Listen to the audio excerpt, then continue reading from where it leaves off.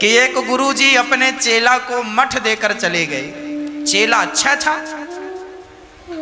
बड़ा साम्राज्य था, बड़ा मठ मंदिर था। गुरुजी ने कहा चेला अच्छा है, और वो चेला वास्तविक में अच्छा था, बड़ा भजन करता था, वो भी साधु था। गुरुजी चले गए, अब चेला रहे।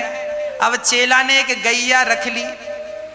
अब चेला वो साधु गैया की सेवा करें। तब एक सुंदर सी स्त्री आई, बोली महाराज कोई काम नहीं मिल रहा है, आप कहो तो मैं आपके घर झाड़ू पोंछा आश्रम में कर दिया करूंगी, गौ माता की सेवा कर दिया, जो आप बने सो दे देना। साधु बोले ठीक है तुम कर लिया करना। अब साधु बड़े नाम बड़े प्रेम से भजन कर रहे हैं, भजन, और वो झाड़ू पोंछा बर्तन सब करती है। अब देखो साधु के पास स्त्री रह रही है तो क्या होगा, धीरे धीरे साधु जप रहे हैं माला पर देख रहे हैं उसे, धीरे धीरे उसने भी इन्हें देखा, और देखा देखी में फिर साधु ने कहा सुनो हम ऐसा करते हैं कि तुम यहीं रह जाओ। संत जी ने वहीं रख लिया, और रहते रहते भाई बच्चे हो गए। और कुछ दिनों बाद उनके गुरुजी आए, तो गुरुजी आकर देखे छोटे छोटे बच्चे खेल रहे हैं। गुरुजी ने कहा भाई ये बच्चे किसके हैं? किसी ने बताया महाराज आपके चेले जिसको आपने ये आश्रम दिया था उसी के बच्चे खेल। गुरुजी ने कहा मैंने तो संत को आश्रम दिया था, गृहस्थ को तो दिया नहीं था। अरे बोले वो पहले संत ही थे, पर एक दासी के चक्कर में उनकी नासी हो गई। तो चोर बिगाड़े खांसी और साधु बिगाड़े दासी। चोर को खांसी बिगाड़ देती है और साधु को दासी बिगाड़ दे। इसीलिए साधु संतों को स्त्रियों से दूरी बना के रखना होता है, या फिर गृहस्थ में रहो, पत्नी के साथ रहो, तुम्हारे घर पे पत्नी, गृहस्थ में रहो। फिर दूसरा उपाय है कि गृहस्थ में रहो, पत्नी को साथ में रखो और भगवान का चिंतन करो, दोनों जन पति पत्नी, तो भी ठीक उपाय है। जैसे राम जी के गुरु वशिष्ठ जी गृहस्थ थे, पत्नी थी उनकी अरुंधति थी, उनके बच्चे थे और राम के गुरु थे वो।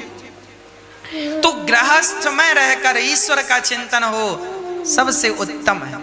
तो हम आपको यह समझा रहे थे कि आप जितना अच्छा संग कर सकते हैं उतना अच्छा संग कर लीजिए। जितने सहनशील हो सकते हैं सब कुछ सहो, अपमान कोई करे तो सहन उत्तर ना दो। जब भगवान में मन लगाए हैं, जहर कोई पिला दे सो जहर पी लो, अमृत कोई पिलाए सो अमृत पी लो। मीरा को जहर पिलाया गया क्योंकि जब मन भगवान में लगता है तो जहर और अमृत में अंतर नजर नहीं आता।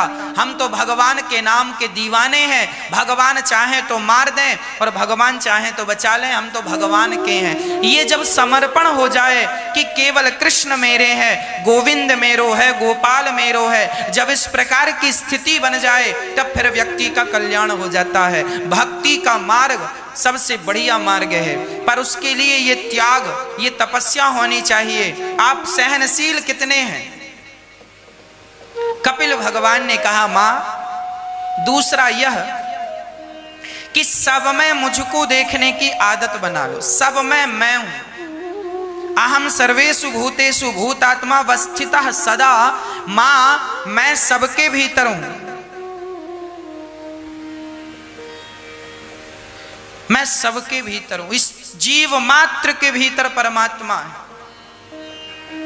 इसलिए जीव मात्र से भगवान की तरह हम सबको प्रेम करना, सबसे प्रेम करो। सब में ईश्वर जानकर, ये स्त्री नहीं भगवान है, ये पुरुष नहीं भगवान, सर्वम खलविदम ब्रह्म, सब ईश्वर है। ये भक्त को ये दृष्टि रखनी चाहिए, सब में भगवान।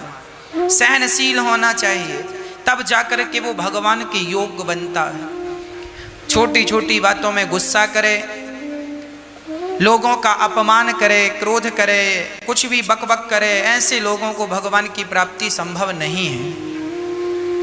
कपिल भगवान ने कहा मां, ये इंसान जब मां के गर्भ में जाता है उल्टा लटका रहता है, भगवान से बार बार कहता है बाहर निकालो। भगवान कहते हैं कई बार तुझे बाहर निकाला, तू फिर ऐसे कर्म करता है कि फिर भीतर आ जाता है, मैं क्या करूं, अब की बार नहीं आऊंगा।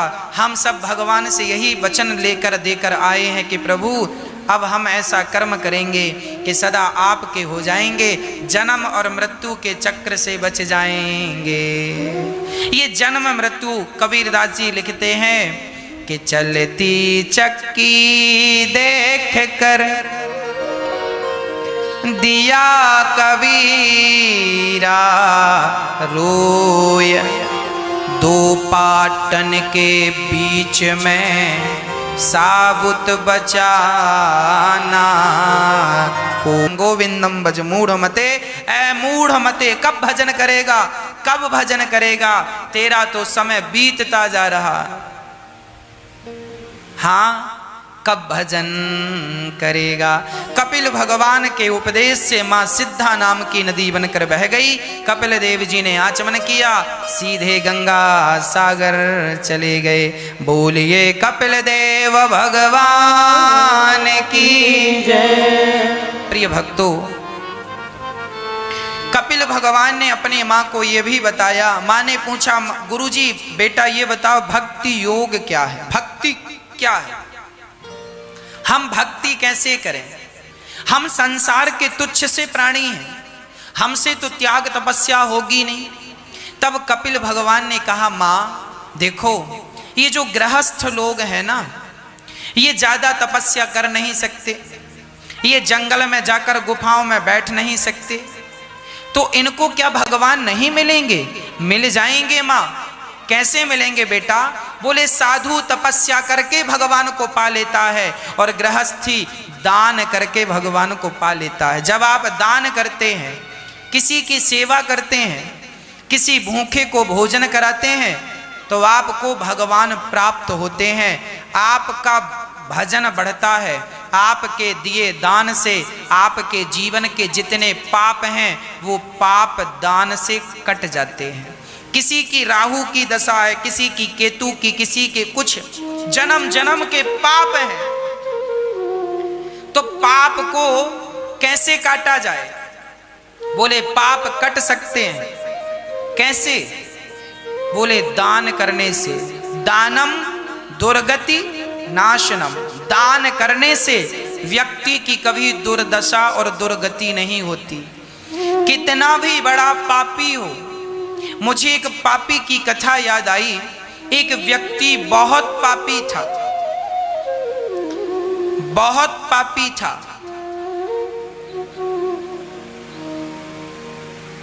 तो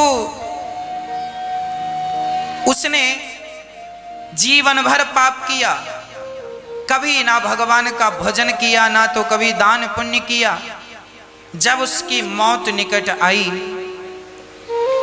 तो उसके सामने भोजन था। भोजन बहू परोस कर चली गई। वो आंगन में बैठा था, पुराना जमाना था, आंगन में बैठा था बूढ़ा व्यक्ति और बहू भोजन देकर चली गई।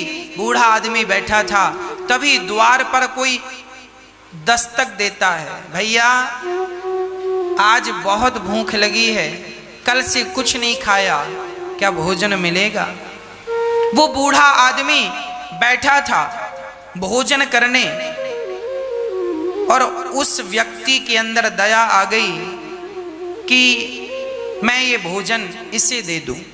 तो वो अपनी थाली उस आए हुए मेहमान को देता है। द्वार पर जो भिखारी उसकी तरफ खिसकाया, उसने खाया नहीं अभी, तभी इस बूढ़े आदमी के प्राण निकल गए। जब प्राण निकले तो यमराज पकड़ कर ले गए। यमराज ने कहा इनका हिसाब करो कितना पाप किया है। देखा तो सारा जीवन पाप किया था, जुआ, शराब, चरित्रहीनता, झूठ, कपट सब था। पर कहा कि मरने के 5 मिनट पहले इन्होंने अपनी थाली, पूरी की पूरी थाली जिसमें दाल चावल सब्जी रोटी थी, इन्होंने दान कर दिया। जिसको दान दिया उसने अभी खाया नहीं, पर उसके नाम से इन्होंने दे दिया। इसके कारण इन्हें अब नरक नहीं, इन्हें भगवान के धाम भेजना पड़ेगा। यमराज भगवान से बोले, प्रभु ये बताओ, इसने एक आखिरी समय भोजन अन्नदान दिया है, अन्नदान किया है, बताइए इसके साथ क्या किया जाए। भगवान बोले, जो अन्नदान करता है उसकी कभी दुर्गति नहीं होती, आज से ये वैकुंठ में रहेगा। और भगवान ने उसे अपने धाम में स्थान दे दिया। जीवन भर कोई पाप करे और यदि वो अपने धन का सदुपयोग कर लेता है तो भी उसकी दुर्गति नहीं होती, उसको सुख मिलता है क्योंकि वो दूर है। अच्छा, किसी की बेटी घर आ जाए, माँ के साथ रहने लगे तो देख लेना, 4 महीने रह ले बेटी साथ में माँ के, अपने आप खटापटी चालू हो जाएगी जैसी सास बहू की होती है। वो तो माँ बेटी की इसलिए नहीं होती क्योंकि दूरियां रहती हैं, जरा पास में रहने लग जाए फिर देख लो आप। ये बात मैं इसलिए कह रहा हूं कि आप भी बुढ़ापे में बच्चों से दूरियां बना लो। दूरियां बनाने में क्या होता है, प्रेम बना रहता है। और पास में रहने से ना चिक चिक बनी रहती है, झगड़ा ही बना रहता है ना। इसलिए जब बेटे का विवाह हो जाए, बेटी का विवाह हो जाए, तो आप दोनों पति पत्नी घर परिवार से निकलकर कुछ समय भगवान का चिंतन करने तीर्थों में जाओ। जो जवानी में पैसा कमाया है आपने, अब 60 साल की आयु हो गई, अब तो सरकार ने भी रिटायर कर दिया। जो पैसा है आपका वो कुछ बच्चों को देकर कुछ अपने बुढ़ापे के लिए रखो और तीर्थ यात्रा पे जाओ। आओ वृंदावन, किसी धर्मशाला में एक कमरा ले लो 1 महीने के लिए और खूब 1 महीने से प्रेम से बढ़िया भोजन प्रसादी करो, रोज बिहारी जी का दर्शन करो, तो बच्चों से दूरियां रहेंगी। जब 1 महीने बाद आप तीर्थ यात्रा से लौटकर घर जाएंगे तो बहू फिर कहेगी, मेरी सासू माँ आई है, माँ जी क्या बनाकर खिलाऊं, बादाम का हलवा खिलाऊं? हाँ हाँ लो, अब देखो तुम गई हो 1 महीने बाद तो बादाम का हलवा भी मिलेगा। और घर में ही पड़ी रहोगी तो बहू कहेगी, बासी रोटी रखी है कल की खा लो। इज्जत बनाना है तो दूरियां बनाओ। दूर रहने से प्रेम बढ़ता है। जितनी दूरियां रहेंगी उतना प्रेम रहेगा। वो कहावत है ना, घर की मुर्गी दाल बराबर। घर की मुर्गी की थोड़ी कोई इज्जत होती है। एक कहावत और है, घर के देव ललाएं बाहर के लड़ुआ खाएं। घर के देव ललाएं, ललाएं मतलब आपको ये कहावत तो गांव की है पर आपको जल्दी समझ में नहीं आएगी, हम इसका हिंदी अर्थ करते हैं। घर के देव मतलब घर के लोग लालायित हैं। घर में खीर बनी है, कब घर के लोग पानी छोड़ रहे हैं, कब खीर मिले, और घर के लोग खा नहीं रहे हैं और लोग दूसरे खा रहे हैं। घर के लोग खा नहीं रहे हैं और बाहर के लड़ुआ खा रहे हैं। तो घर के देव ललाएं, बाहर के लड़ुआ खाएं, ये अर्थ है। मतलब घर में आप रहोगी तो इज्जत कम ही होनी है। इसलिए जवानी में पैसा कमाओ और बुढ़ापे में बेटा बेटी को छोड़कर, चल बेटा तू समझदार हो गया है, कमाने लगा, चल अपना कमा, मैं जा रहा हूं तीर्थ यात्रा, जगन्नाथ जी का दर्शन करो, जगन्नाथ जी का प्रसाद खाओ। वाह, यही बुढ़ापे की सार्थकता है। और आज का बूढ़ा आदमी निकलते ही नहीं घर से। बेटा चाहता है कि मैं दुकान पर बैठूं पर बुढ़ा सीट छोड़ता नहीं है। कहां से बैठे, छूटती नहीं सीट। अब क्या करें। बच्चे भी अपने मन का, बेटा बोला पिताजी दुकान बढ़िया करनी है, बाप बोला काहे करनी है, ठीक चल रही है। अरे पिताजी जमाना बदल गया, हमें से अच्छा करना। तो आजकल के बाप ना, आजकल के पिता बहुत सारे बच्चों के मन का कुछ करने नहीं देते। उनको लगता है ये करेंगे, अरे भाई उसको भी एक्सपेरिमेंट करने दो, हो सकता है वो इससे बेहतर कर ले। कुछ नुकसान समझ में आए तो फिर वैसे ही हो जाइएगा। पर देखिए कोशिश तो करनी होती है ना आगे बढ़ने के लिए। इसलिए कहता हूं बच्चों को पूरी जिम्मेदारी दो और आप 2-4 महीने के लिए घर से बाहर निकल जाओ। 4 महीने में समझ में आ जाएगा कि तुम्हारा बेटा कितना लायक है और कितना नालायक है। 4 महीने में पता चल जाएगा। और बच्चों के कंधे में वजन डालोगे ना जिम्मेदारी का, तो आपके बच्चे बिगड़ने से बच जाएंगे। और तुम घर पे ही पड़े रहोगे तो बच्चों को लगेगा हमारा बाप तो कमाता है, हमें कमाने की क्या जरूरत। तुम्हारा बेटा और अकर्मण्य हो जाएगा, गलत लोगों की संगत करेगा, शराब पिएगा, जुआ खेलेगा, और तुम चले जाओगे तो जिम्मेदारी संभाल करके वो अपनी पत्नी बच्चों की जिम्मेदारी समझ के सेटल हो जाएगा। आज ना सही कल तो तुम्हें जाना ही पड़ेगा ना संसार छोड़ के। कब तक साथ निभाओगे, कब तक साथ निभाओगे, कब तक बच्चों के पीछे पीछे घूमोगे। एक ना एक दिन तो आजाद होंगे कि नहीं बच्चे। इसलिए समझदारी यही है, समय रहते ये निर्णय ले लो। ये फुदक रहा है मेंढक की तरह। कौन समझाए, कौन समझाए कि राजे राजे रहे ना बुरानी रहे, ना बुढ़ापा रहा ना जवानी रहे। वस्तु हर एक वानी बजानी रही, अंत में लखपति को न धेला जुड़ा। हंस जब भी उड़ा तो अकेला उड़ा। अकेले आए हो अकेले जाओगे। इसलिए कहता हूं ये बात समझने की है, समझ लो। नहीं समझोगी तो बड़ा नुकसान हो जाएगा।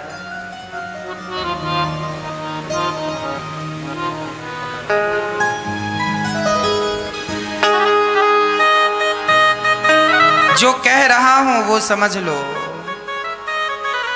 ना पुत्रों में उलझने की जरूरत है, ना परिवार में उलझने की जरूरत है। मेरी बात मान लो, नहीं तो पछताओगे। मान मेरा कहना, नहीं तो पछताएगा। अभी बात नहीं आ रही है ना समझ में। देखो बुढ़ापा जो है ये क्या है। सुबह बीत गई, दोपहर बीत गई, शाम आ गई। सुबह बीत गई मतलब लड़कपन बीत गया, जवानी बीत गई मतलब अब दोपहर बीत गई मतलब जवानी बीत गई, और शाम आ गई। ये जो तुम्हारा बुढ़ापा है ना, ये बुढ़ापा नहीं है, ये जिंदगी की शाम है। अब जिंदगी की शाम तो देखो आ गई है। कभी भी रात का अंधकार आ सकता है, अर्थात कभी भी मौत आ सकती है। इसलिए भगवान का चिंतन करो। भगवान आपके हैं, जो तुम्हारा असली धन है भगवान, उनकी तरफ भागो, उनकी तरफ बढ़ो, आत्म कल्याण करो। हाँ, कितना भी तुम सुख सुविधा इकट्ठा कर लो, शांति नहीं है। करदम जी महाराज चले गए। माता देवहूति अपने पुत्र कपिल भगवान से कहती है, बेटा मेरा मन बहुत चंचल है।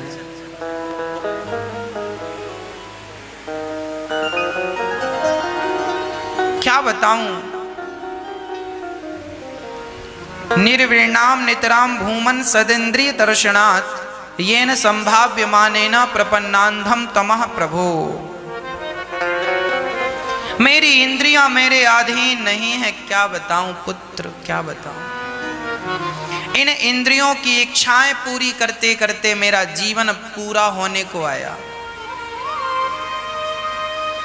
हम सारी जिंदगी अपनी इंद्रियों की, अपनी इच्छाएं पूरी करते हैं, पूरी जिंदगी। जब हम 1000 रुपए महीने कमाते थे तब भी मन उदास रहा करता था कि 10,000 रुपये महीने कब आएंगे। और जब 10,000 आने लगे तो भी मन उदास है। अब इच्छा हो गई कि 25,000 रुपये महीना कब आएगा। 25,000 आया मन फिर भी उदास। 50,000 रुपये कमाएंगे और 50,000 आए तो मन फिर भी उदास। 1,00,000 रुपये कब आएगा? सारी जिंदगी आप इच्छाओं के पीछे भागते हैं और भागते भागते मर जाते हैं। ना इच्छाएं पूरी होती हैं ना राम मिलते हैं, दोनों तरफ से गए, दोनों तरफ से चले गए। ना घर के रहे ना घाट के रहे। माता देवहूति कहती हैं मेरा मन बहुत परेशान करता। ये प्रश्न हम सबका है, हम सबका मन बहुत परेशान करता। मन लगाओ यहां वहां चला जाता है। इसलिए हम आपसे कहते हैं, आप लोग कहते हैं ना गुरुजी मन वश में नहीं है। भैया जी मन वश में नहीं है। मन को वश में करने की जरूरत भी नहीं है। मन को वश में करना ही नहीं चाहिए। फिर क्या करें महाराज जी? मन जहां जाए जाने दो। आप अपने शरीर से, आप अपने हाथों से माला पकड़ो और अपनी देखो मन भटकने दो। आप तो राम राम राम राम कहो। अभी मन नहीं लग रहा है राम राम जपने में, मत लगने दो। मन को जाए जहां जाना हो।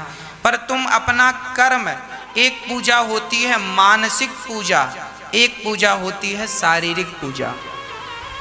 यदि मन नहीं लगता कोई बात नहीं, शारीरिक पूजा कर लो।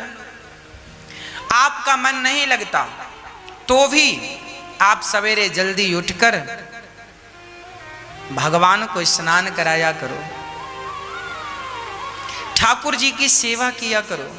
आपके घर पे लड्डू गोपाल जी तो होंगे ना, लड्डू गोपाल जी को आप बढ़िया से स्नान कराओ, सवेरे उठाओ। देखो आपका मन नहीं लग रहा, मत लगने दो। मन नहीं लग रहा है पर शरीर तो लग रहा है ना। मन पर कंट्रोल नहीं है, शरीर पर तो कंट्रोल है। मेरा भी कई बार मन नहीं लगता पूजा में, फिर भी मन जाए चूल्हे में, फिर भी हम अपने गोपाल जी को चरण दबाते हुए उठाते हैं। प्रभु उठो, सुबह हो गई है। चरण दबाते हुए ठाकुर जी को उठाओ, भगवान को उठाकर उनको सुबह स्नान कराओ। कैसे स्नान कराना है? एक थाली लीजिए और उस थाली पर एक स्टार बनाइए, ऐसे बीच में ओम लिखिए और जो खंड हैं उनमें एक में ओम नमो नारायणाय नमः, ओम नमो नारायणाय नमः लिखिए। सब में तुलसी का पत्ता। मन नहीं लग रहा है मत करो। मन नहीं लग रहा है ना, फिर भी बातें टुकुर टुकुर देख रहे हैं। उनके सुंदर से मोटे मोटे नयन, उनके घुंघराले घुंघराले बाल, उनकी सुंदर सी अलकें, सुंदर सी पलकें, भगवान का सुंदर सा स्वरूप हम देख रहे हैं। फिर भगवान से हमने कहा प्रभु आइए, आज हम आपको स्नान कराना चाहते हैं। ठाकुर जी स्नान करें। भाव बनाइए कि आप उन्हें वैसे ही थाली पर ठाकुर जी लड्डू गोपाल जी को बिठाएं और आप दूध से, दही से, शक्कर से, शहद से भगवान को स्नान करा रहे हैं। फिर भाव बनाओ कि भगवान को आप स्नान करा के उनके संपूर्ण शरीर को पोंछ रहे हैं वस्त्र से। फिर भाव बनाओ कि आप उन्हें श्रृंगार करा रहे हैं। फिर भाव बनाओ कि आप उन्हें भोग लगा रहे हैं। फिर भाव बनाओ कि आप श्याम सुंदर से कह रहे हैं भगवान प्रभु हे श्याम सुंदर मेरे माथे पे अपने चरण रख दीजिए। तो भगवान अपने चरण आपके माथे पे रख देंगे। भाव बनाओ कि आप भगवान को बढ़िया मोतीचूर के देसी घी के लड्डू खिला रहे हैं और भगवान भाव से लड्डू खा रहे हैं। भाव बनाइए कि भगवान लड्डू खा रहे हैं और भगवान मुंह खोल खोल के लड्डू खा रहे हैं, बढ़िया चबा चबा कर। आप कह रहे हैं प्रभु वाह, आज आपको खाता देख मेरा तो हृदय आनंद से भर गया। ऐसे भाव से भगवान को खिलाओ, दूध भाव से पिलाओ, भगवान को जो सेवा करनी है भाव से सोने के सिंहासन पर बिठाओ और प्रार्थना करो कि हे नाथ मैं आपको कभी भूलूं नहीं। हे श्याम सुंदर, आप ही हमारी माता हो, आप ही हमारे पिता हो, आप ही हमारे बंधु हो और आप ही हमारे सखा हो। हे नाथ, सदा हम आपकी सेवा करते रहें। और हे परमात्मा, हे कृष्ण, मैं तो पापी हूँ, अधम हूँ, नीच हूँ। मुझ जैसे अधम, मुझ जैसे पापी से तो भक्ति करनी नहीं आती, सेवा करनी नहीं आती। हे नाथ, मैं आपसे यही प्रार्थना करता हूँ या करती हूँ कि हे नाथ, सदा मेरा मन आपके श्री चरणों में लगा रहे और एक क्षण के लिए भी मन आपके चरणों से हटे नहीं। हे नाथ, मैं आपको कभी भूलूं नहीं। हे नाथ, मैं आपको कभी भूलूं नहीं। हे नाथ, मैं आपको कभी भूलूं नहीं।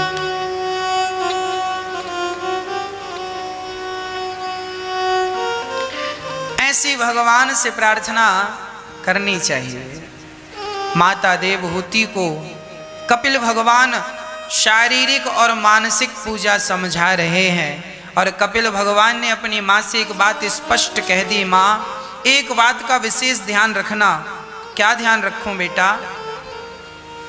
यही बात माँ कि सदा संतों का संग करना।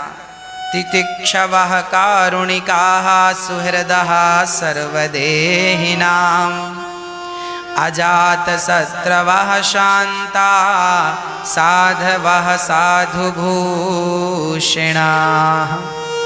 माँ, सहनशील बन जाओ। यदि हमारे पड़ोसी ने हमें गाली दे दी और हम उसकी गाली से विचलित हो गए तो भगवान के भजन में बाधा आएगी कि नहीं?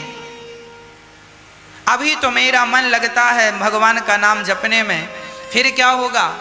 फिर पड़ोसी गाली दे देगा, कोई हमें गाली दे देगा, हमारा मन भाग भाग के वहीं जाए। इसलिए सहनशील बन जाओ। कोई तुम्हें गाल में 4 थप्पड़ भी जमाए तो भी तुम बिल्कुल शांत चित्त से भगवान का स्मरण ही करते रहो। जब ऐसा स्वभाव आ जाएगा, जब ऐसी स्थिति आ जाएगी कि कोई आपका अपमान करे, कोई आपका ये बात मैं आपको कह रहा हूं, मरने के पहले आप जरूर अपने आप को ऐसा बना लीजिएगा। काम को, क्रोध को, लोभ को, मोह को, सबको अपने पांव के नीचे दबा दीजिएगा और इतने सहनशील बन जाओ कि समाज का अपमान आपका कुछ बिगाड़ ना सके और समाज का सम्मान भी आपका कुछ बिगाड़ ना सके। सम्मान भी खतरनाक है और अपमान भी खतरनाक, दोनों से आप ऊपर उठ जाओ। जब आप दोनों से ऊपर उठ जाएंगे तब भगवान में मन लग जाएगा और भगवान की प्राप्ति होगी। अभी क्या होता है, हम भगवान की 4-6 माला जपते हैं, भगवान के लिए 4 आंसू बहाते हैं तो हमें देखकर कोई कह देता, वाह तुम कितने बड़े भगत हो, कितने भक्त हो, तो हम अपनी तारीफ सुनने लग जाते हैं। हमें लगने लगता वाकई हम बड़े भगत होंगे तब तो ये कह रहे हैं। हमारी कोई तारीफ करता है तो हम भी उसमें लग जाते हैं और जब तारीफ कोई करता है ना तो हमें धीरे धीरे अहंकार आने लगता है और फिर वह अहंकार हमें भगवान से दूर कर देता है। इसलिए कोई आपका सम्मान करे, ऐसे लोगों से भी, भक्तों को ऐसे लोगों से भी बचना चाहिए जो आपका बहुत आदर करते। आदर कोई कर रहा है अच्छी बात है, पर आपकी कोई ज्यादा ही प्रशंसा कर दिया तो आपको अहंकार आ जाएगा। एक आदमी था, एक साधु, बड़े उच्च कोटि के साधु थे। उनके शिष्यों ने कहा, गुरुजी आप तो भगवान हैं। अब गुरुजी को सबने भगवान भगवान कहा, जो आए कहे गुरुजी आप भगवान हो, सच्चे भगवान आप ही हो, हमने तो भगवान को देखा नहीं, आपको देखा, और आप तो बहुत दिन भर भजन करते हैं, आपकी तो वाणी सत्य होती है, आप तो भगवान। अब गुरुजी को लगा यार सचमुच तो मैं ही भगवान नहीं हूं। अब गुरुजी धीरे धीरे क्या हुआ, माला वाला जपना उन्होंने रख दिया, अरे हम तो खुद भगवान हैं, माला जपने से क्या, हाँ हम भगवान हैं। अब गुरु जी अपने कोई भगवान मान लिए, अब कोई हनुमान चालीसा नहीं पढ़ रहा है, अब गुरु चालीसा। अब कोई रामचरितमानस नहीं पढ़ रहा है, अब गुरु चरितमानस। गुरु जी की रामायण, गुरु जी का वर्णन, गुरु जी अपने आप को भगवान को बोला, अच्छा बच्चू, हाँ जरा तारीफ क्या सुन ली, अपने आप को हुआ मान लिया। और भगवान ने फिर जब सारी अकड़ तोड़ी तो फिर जहां की तहां आ गए। हाँ जी, जब इंसान अपनी औकात भूल जाता है ना, तो ये याद रखिए कि भगवान औकात दिखाना अच्छे से जानते हैं। कभी भक्त को आप अच्छे भक्त हैं माना कि, पर संसार के लोगों से भी बच के रहिएगा। साधु संत जंगल क्यों चले जाते हैं? इसलिए चले जाते हैं कि लोग उनकी तारीफ करेंगे तो उनको अहंकार ना आ जाए, और बुराई करेंगे तो कहीं उन्हें गुस्सा ना आ जाए। इन सब से बचना हो तो राम जी एकांत में गुफा में ही भजन करो, बस सबसे बचे रहोगे।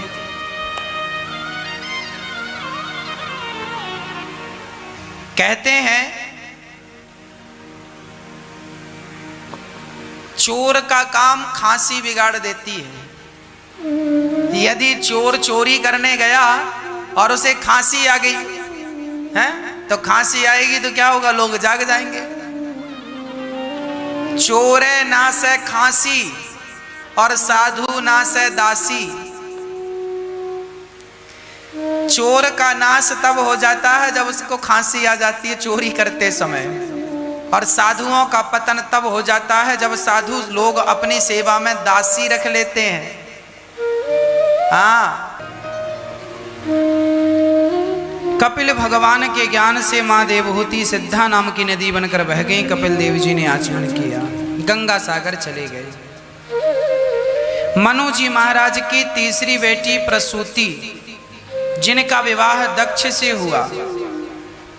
दक्ष बड़े अहंकारी थे। उन्होंने माता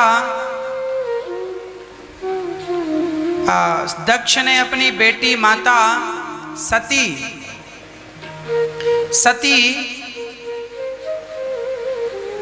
का अपमान कर दिया। भरी सभा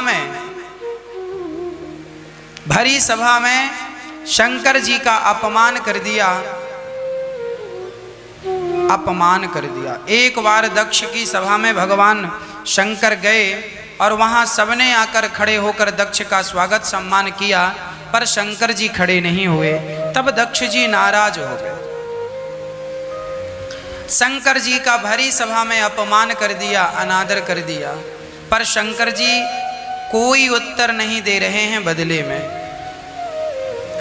जीवन ऐसा ही होना चाहिए, कोई उत्तर ना हो। जब कोई आपका अपमान करे भरी सभा में, अभी थोड़ी देर पहले हमने आपको यही समझाया, कोई आपका, देखिए हमें अपना अपमान भी सहना चाहिए। एक बात बताऊं, जब कोई हमारा अपमान करता है ना, तो ये समझ लेना चाहिए कि तुमने कभी पाप किया होगा, उस पाप का तुम्हें ये दंड मिल रहा है कि तुम्हारा अपमान हो रहा। अपमान हुए तो समझ लेना कि तुम्हारे पाप सस्ते में ही कट रहे, नहीं तो ना जाने क्या इसकी सजा मिलती। इसलिए कोई अपमान कर रहा है, समझ लेना ठीक है। शंकर जी यही सोचकर चुप रहे कि शायद मेरे कोई पाप होंगे, इसका ये दंड मिल रहा। शंकर जी चुप रहे। गालियां सुनने की आदत बनाओ, और वो भगवान शंकर जी इसलिए भी गाली सुन रहे हैं। वो ये कह रहे हैं कि देखो, इंसानों की कौन कहे, भगवानों को भी गालियां सुननी पड़ती हैं।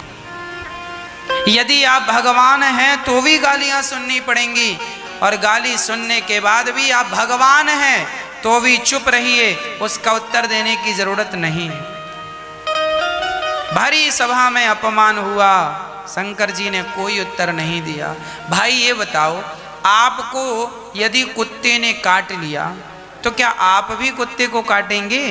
ना, आप अपना इलाज करा के घाव ठीक कर लेंगे।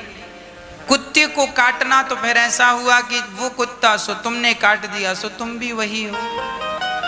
इसलिए कोई हमें गाली दे सो हमें गाली नहीं देना चाहिए। यदि गाली आपने दे दी तो फिर उसमें और आप में अंतर क्या रहा? वो तो मूर्ख है ही, पर आप कौन से विद्वत्ता का परिचय दे रहे हैं?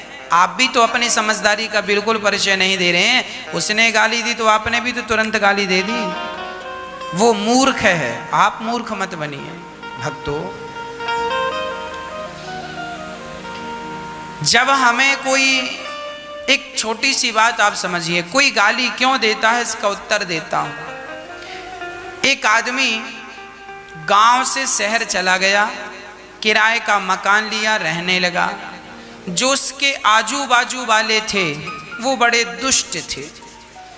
एक बार बाजू वाले ने सारा कचरा इसके घर पे डाल दिया, जो गांव से शहर गया था किराए के घर पर रहने। इसने देखा कि राम राम, अभी झाड़ू लगाया और इसने पूरा घर गंदा कर दिया। तो उसने झाड़ू लगाकर अपना कचरा डस्टबिन में डाला और अपने घर में से बढ़िया आम, अंगूर, अनार, केला, सेब, पपीता फल निकाले, टोकनियों में भरा और पड़ोसी के द्वार पे चला गया। पड़ोसी से कहा, भैया ये फल ले लो।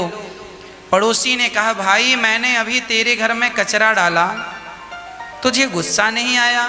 तू बल्कि मुझे फल खिलाने आ गया। वो पड़ोसी पानी पानी हो गया, बोला, राम राम, तू अच्छा आदमी था और मैंने भी तेरे साथ गलत किया। तब उस गांव से पहुंचे हुए व्यक्ति ने कहा कि सुनो भैया, आपके पास कचरा था सो आपने हमें कचरा दिया, हमारे पास फल थे सो हमने आपको फल दिया। जिसके पास जो होता है वो व्यक्ति वही देता है। आपके पास संस्कार होंगे तो आप हमें अच्छी बातें देंगे, आपके पास संस्कार नहीं होगा तो आप हमें गालियां ही देंगे। जैसी संगत होती है व्यक्ति पर वैसा रंग चढ़ जाता है और व्यक्ति वैसा हो जाता। इसलिए सामने वाला आपको क्या दे रहा है इससे कोई मतलब नहीं होना चाहिए, हम उसको क्या दे रहे हैं। गाली देने वाला गाली देगा, वो उसके संस्कार हैं, बेचारा क्या करे, स्वभाव है। कांटे से कहो कि कांटा तुम चुभना छोड़ दो तो क्या बबूल का कांटा चुभना छोड़ देगा? कदापि नहीं छोड़ेगा। उसी तरह दुष्ट व्यक्ति अपना स्वभाव कभी नहीं छोड़ता। आपको ही कांटों से बच बच के निकलना पड़ता है, आपको ही दुष्ट व्यक्ति के साथ तरीके से निकलना पड़ता है। दुष्ट अपनी दुष्टता नहीं छोड़ता किसी भी हाल में, तो आपको भी अपनी सज्जनता नहीं छोड़नी है किसी भी हाल में। ईश्वर आपके साथ है, ये विश्वास रख के चलिए। आपकी अच्छाई, आपकी नेकी का फल जमाना क्या देगा? आप नेकी करो तो सही, अच्छाई करो तो सही, आपकी अच्छाई का फल भगवान देंगे ना।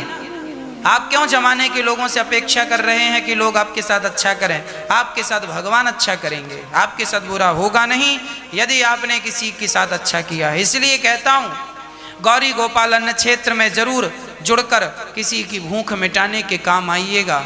इससे बड़ा परोपकार जीवन में और क्या होगा। हाँ, सामर्थ्यता है तो अपने धन का यही उपयोग कीजिए कि हमारा धन किसी की रोटी बनकर किसी की भूख मिटाए। हम तो यही करते हैं, लोगों की सेवा, यही हमारा धर्म है। एक ही संकल्प, एक ही नारा, सेवा ही है धर्म हमारा।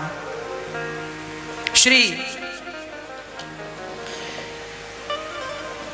शंकर जी का अपमान हुआ, शंकर जी वहां से चले। दक्ष ने कनखल में यज्ञ किया, सबको बुलाया, पर शंकर जी को ना बुलाकर शंकर जी का अपमान करना चाहता है। माता सती बिना बुलाई यज्ञ में आई और वहां पर देखा कि अपमान हो रहा है, जलकर योग अग्नि में भस्म हो गई। वही सती माता पार्वती बनी। शंकर जी ने वीरभद्र को भेजकर यज्ञ विध्वंस कराया और दक्ष के सिर पे बकरे का सिर लगाया। अहंकारी व्यक्ति मैं करने वाला बकरा ही बनता है। शंकर पार्वती का विवाह संपन्न हुआ। बोलिए शंकर भगवान की, शंकर भगवान, ये मनु जी की 3 बेटियों की चर्चा हमने आपको सविस्तार सुनाई। अब 2 बेटों की चर्चा। मनु जी के 2 बेटे हैं। जाए उत्तान पादस्य सुनीति सुरुचिस्तयो सुरुचि प्रिय प्रेयसी पत्न्युर नेतरायत सुतो ध्रुवः। उत्तानपाद की 2 पत्नियां हैं, सुनीति और सुरुचि। सुनीति बड़ी धार्मिक है और सुरुचि बड़ी अधार्मिक है। सुनीति के संस्कार अच्छे हैं, सुरुचि के संस्कार अच्छे नहीं। माँ के संस्कार अच्छे होंगे तो पुत्र के संस्कार अच्छे होंगे। माँ के संस्कार, पिता के संस्कार बिगड़ेंगे तो पुत्र के संस्कार बिगड़ेंगे। इसलिए माँ बाप संस्कारी हों तो संतान को कोई कांटा नहीं चुभे कहीं कभी। ध्रुव जी बहुत छोटे से थे और माँ सुनीति अपने बच्चे को बाल्यकाल से ही भगवान का भजन करने का संस्कार दे रही थी। भजन लड़कपन में कर लो तो ज्यादा अच्छा, भजन के संस्कार लड़कपन में आ जाएं तो ज्यादा अच्छा है। एक महात्मा गुजर रहे थे घर से, घर के सामने से गुजरे तो संत को लगा कुछ भिक्षा मांग लूं, तो आवाज लगाते हैं भिक्षाम देही। एक छोटी सी बच्ची आई, बोली बाबा कुछ नहीं है, निकल जाओ यहाँ से। महात्मा ने कहा बेटी आंगन की धूल ही उठाकर दे दे मुझे। किसी ने कहा बाबा आप धूल का क्या करोगे? बाबा जी ने कहा, महात्मा ने कहा करूंगा कुछ नहीं, करूंगा कुछ नहीं। इस लड़की के अंदर कम से कम, इस बच्ची के अंदर कम से कम देने के संस्कार तो जागेंगे। आज धूल देगी तो कल किसी को 2 रोटी भी जरूर देगी, गिलास भर पानी भी जरूर देगी। और यदि देने के संस्कार नहीं आए तो ये द्वार पे आए हुए किसी भूखे को भोजन भी नहीं कराएंगे। इसलिए धार्मिक बना दो बच्चों को, संस्कारी बना दो बच्चों को लड़कपन में। ध्रुव जी महाराज को माँ ने अच्छे संस्कार दिए। एक बार ध्रुव जी की सौतेली माँ सुरुचि ने अपमान कर दिया। बेटा वो अपने पिता की गोद में बैठने लगे तो माँ ने अपमान करके नीचे गिरा दिया। तो इस गोद में नहीं, बिहार के मजदूर थे, बड़ा प्रेम था उनका राम से। तो राम और वो रात्रि को आरती कर रहे थे, ओम जय जगदीश हरे श्री रामचंद्र कृपाल भजमन हरण भव भय दारुण। तो इंजीनियर ने एक मजदूर से कहा ये फोटो किसकी है और ये क्या कर रहे हो? उन्होंने कहा भारत के मजदूरों ने सुनो, ये हमारे भगवान हैं, ये राम जी हैं, ये सीता जी हैं, ये लक्ष्मण जी हैं। तो इंजीनियर ने, विदेशी ने कहा आप क्यों ये कर रहे हैं, क्यों पूजा कर, इससे क्या होगा? बोलिए हमारे भगवान हैं, हमारे जीवन के सारे संकट ये हर लेते हैं यदि कोई सच्चे मन से इनसे कहे तो। सब मनाते हैं। आज पूज्य श्री अनिरुद्धाचार्य जी महाराज ने हम सभी लोगों को बहुत ही उत्तम एवं शिक्षाप्रद कथा सुनाई है। आशा करता हूँ कि इस शिक्षाप्रद कथा से हम सभी लोग कुछ न कुछ शिक्षा अवश्य ग्रहण करेंगे और अपने जीवन को सुखी और सात्विक बनाने का प्रयास करेंगे। मित्रों, अगर आपको यह शिक्षाप्रद कथा पसंद आई हो तो वीडियो को लाइक करें और अधिक से अधिक लोगों को शेयर भी करें, जिससे और भी लोग महाराज जी की इस शिक्षाप्रद कथा से शिक्षा लेकर अपने जीवन को सुखी बना सकें। मित्रों, अगर आपने अभी तक हमारे चैनल को सब्सक्राइब नहीं किया है तो हमारे चैनल को तुरंत सब्सक्राइब भी कर लें, जिससे आपको नोटिफिकेशन के माध्यम से महाराज जी के शिक्षाप्रद कथा तुरंत प्राप्त हो सकें। मित्रों, तो कल फिर किसी शिक्षाप्रद कथा के साथ आप लोगों के समक्ष प्रस्तुत होंगे। तब तक के लिए जय श्री राधे।